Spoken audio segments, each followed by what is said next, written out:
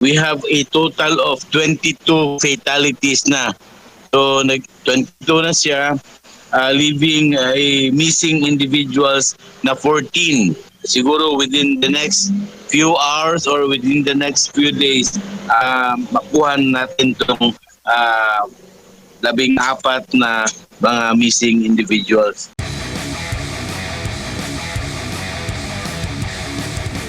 Sir, at ito nga, ang hingi lang po kami ng update po sa kasalukuyan. Ilan na ho ba ang casualty nitong pagguho dyan ng landfill sa barangay Binalio sa Cebu? The latest bulletin, sir, no, na pinalabas ngayon lang, mainit-init pa, we have a total of 22 fatalities na. So, 22 na siya, leaving a missing individuals na 14. So, 14 na lang yung victims, yung missing.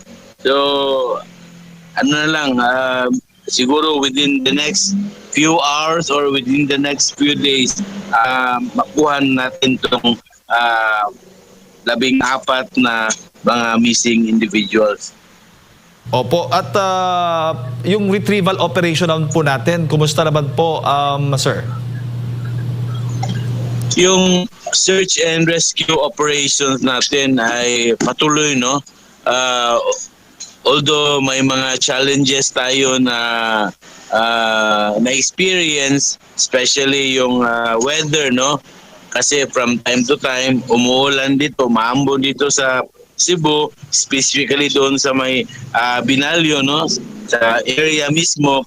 And then napakadelikado kasi pag umuulan, that's why we need to stop the operations po.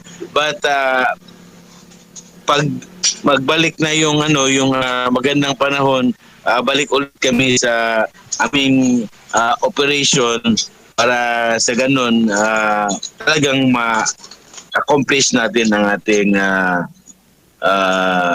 gustong makuha. Opo, at hanggang kailan nga po, may timeline ho ba tayo kung hanggang kailan po itong search and rescue operation po natin? Hanggang makuha natin yung last man, no? Yung last person, doon tayo titigil. For now, we are at the guidance of our Cebu City Mayor, no, si Mayor Nestor Chibal. Yun pa rin ang posisyon niya na we will stick to search and rescue operations. Hindi kami nag-shift to search and retrieval simply because nakakaawa naman, no, na especially sa mga family members na parang hindi natin sila binigyan ng pag-asa, no. Now we're still hopeful. We're praying na sana may milagro, no, na mangyari out of these 14 individuals na missing, no, mayroon pang makuha tayong buhay, no. So hanggang ngayon, from time to time we give update man to the family members na nandun pumesto na talaga malapit sa ground zero. We will give them updates, but yun lang, unfortunately, palagi naming ma-report sa kanila fatality na talagang namatay na yung mga kamahal na sa buhay. Opo. Sapat ho ba yung ating mga equipments, sir, para po mas mapabilis po natin yung ginagawang search and rescue? Yeah, we have more than enough equipments, no. In fact, we have more than enough manpower also, no. We have mga highly technical, highly trained, well-trained personnel, no. Actually, this is not just an initiative or trabaho lang ng mga bombero. It is an interagency task force na, no. May mga police, army, lahat-lahat na yung local disaster namin na dito sa Cebu City, lahat-lahat na kami nagtulungan. And also, so kaya marami talaga tayong personnel, no, nagtulong-tulong. But this is not, although ang kalaban natin oras, kasi talagang pag ilang oras lang siguro walang oxygen yung tao, talaga mamamatay. But kung they are in the position na talagang pwede pa silang mabuhay, hindi naman ito, although nagmamadali kami kasi oras ang kwan pa rin, calculated pa rin yung pag ang operations natin, no? Hindi tayo pabara-bara para at least to protect the safety, because we are presuming na talagang may buhay pa sa mga missing individuals. Opo. So far, sir, may mga nakaligtas ho ba nitong pagguho ng Binalio landfill? Yeah, during the first 2 days ng operations namin, marami namang nadala kami sa nearest private hospitals, no? But sad to say, unfortunately, na on the third day, may na-retrieve kami, but bangkay na sila. Opo. Sir, si Partner Admar, para po sa mga karagdagang katanungan po sa inyo. Opo, sir, clarify ko lang po, meron pa bang tsansa na may mga survivor nito? Last week pa ito nangyari itong insidente. Meron pa bang tsansa or mga indikasyon po?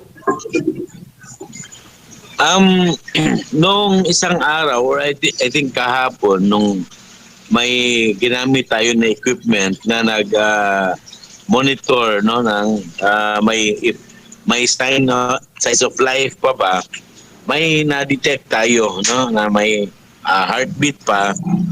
But yun nga, di natin kayang ma-validate, no, yung nung equipment na yun, kung yung heartbeat na ba yun ay heartbeat ng tao o heartbeat ng pusa, heartbeat ng daga, or ano ba. So but we are hopeful na yung na-detect natin ay sa tao pa.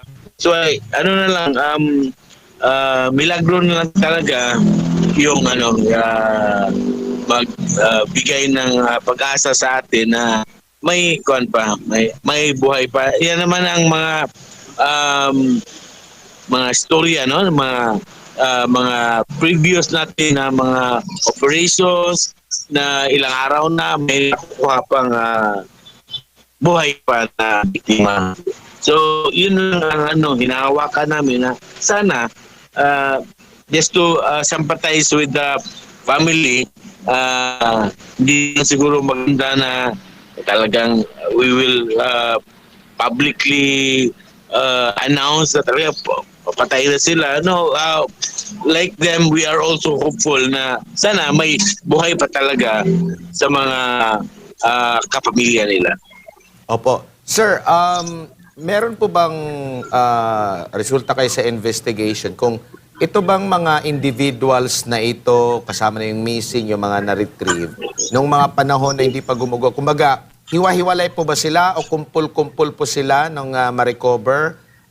Or nasa isang area lang po ba itong mga pinaghahanap po natin? Kasi kung halimbawa, during that time na nangyari ang trahedya, kung nasa isang area lang sila, pwede pag may nakuhang isa, doon lang talaga kayo nakatutok sa isang lugar. O hiwa-hiwalay ito, kaya medyo pahirapan po sa inyo? Hiwa-hiwalay po ito, sir. Kasi yung complex nila, no, yung nadaganan ng gabundok na basura ay napakalaki. So hiwa-hiwalay sila. Kung may mga nagkumpul-kumpul man, ilan lang yun. So napakalaki ng complex, may material recovery facility, may office sila, may ibang mga units pa within that complex. Kaya we expect na talagang isolated sila sa isa't isa. And then may mga na-spotted tayo ng mga katawan, yun, ilan lang siguro ang may kalapit na makuha. But ang challenge naman kung ma-spotted na natin yung possible victim ay dapat i-clear talaga natin yung mga debris. So doon tayo pahirapan, no, kasi malalaki yung mga steel, yung mga trusses, yung mga beam na talagang solid na steel ko. So iniisa-isa na to itong kini-clear, so para ma-extract talaga natin yung mga victims. Opo. Sir, may resulta na po ba rin sa investigasyon kung ano yung naging punot dulo, bakit nagkaroon po ng pagguho? Meron kasi ako nabasa rin sa mga balita na dahil sa mga pag-ulan sa nakalipas at sinabayan pa nung nakalipas daw na lindol kaya parang lumambot ba or ano po yung naging resulta? Meron na ba resulta sa investigasyon po? As regards sa resulta ng investigation or whatever, we are not privy, no, dun sa naging investigasyon or resulta. Maybe there's another government agency na nakatoka dyan, no? But sa aming end, sa aming part, we are focused on the search and rescue operations, no? So hindi namin pinapansin mo na yung anong nagiging sanhi, but may mga inputs naman tayong natatanggap na possibly, no, possibly one of the many factors kaya nagkaroon ng trash slide. It's because of the kung 'di ba na it's in the news, sir, na nung last year Cebu has been experiencing earthquake, no, every now and then nandun pa si Tino at saka iba-ibang mga bagyo. So that might be a contributing factor, no, So as regards with the investigation, we live up to the government agencies na in charge doon. Sir, gaano na po katagal itong landfill na ito?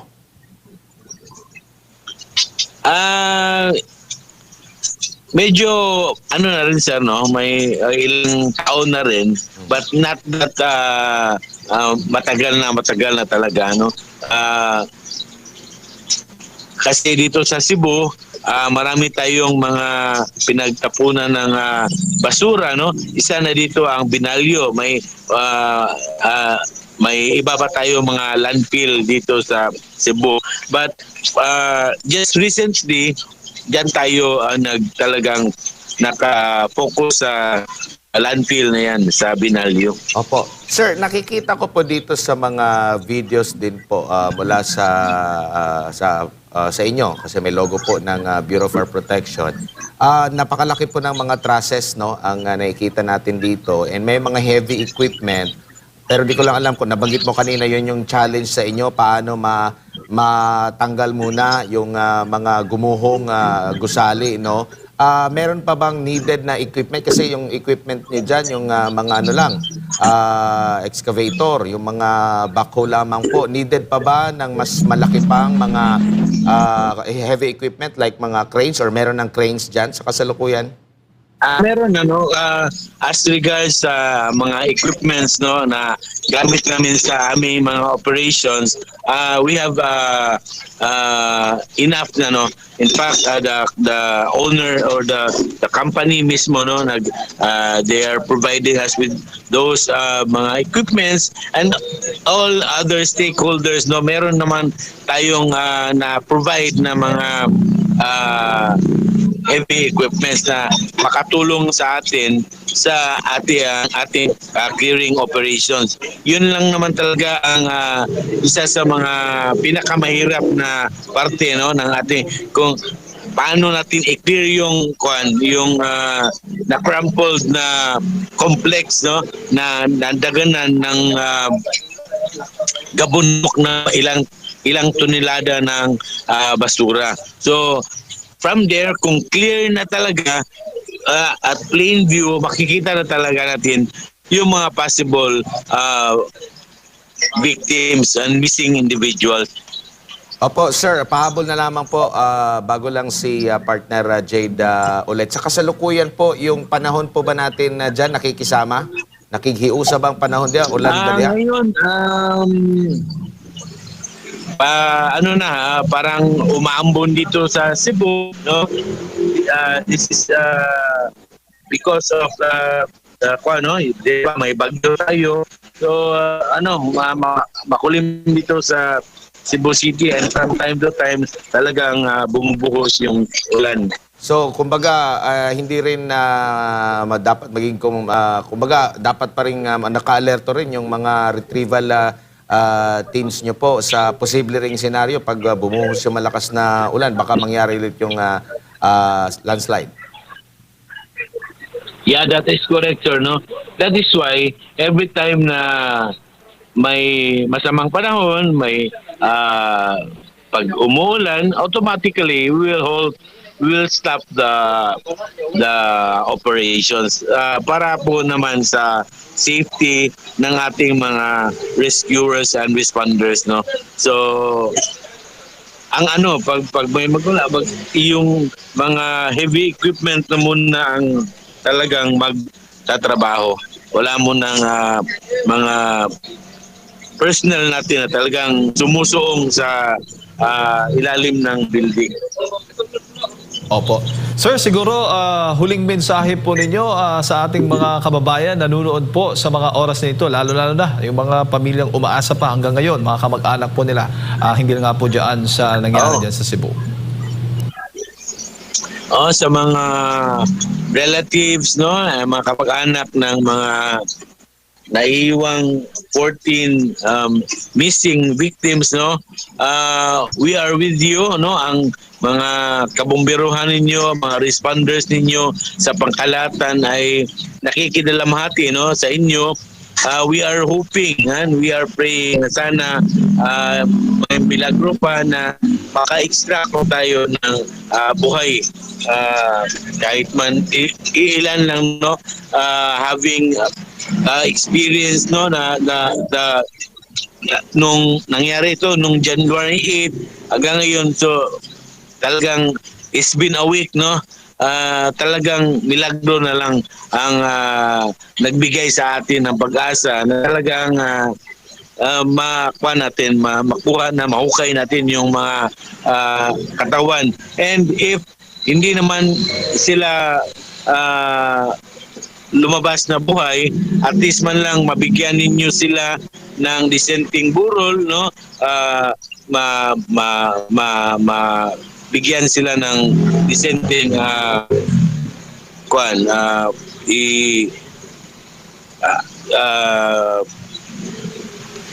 dissenting living. So yun lang, we are asking for your understanding, no,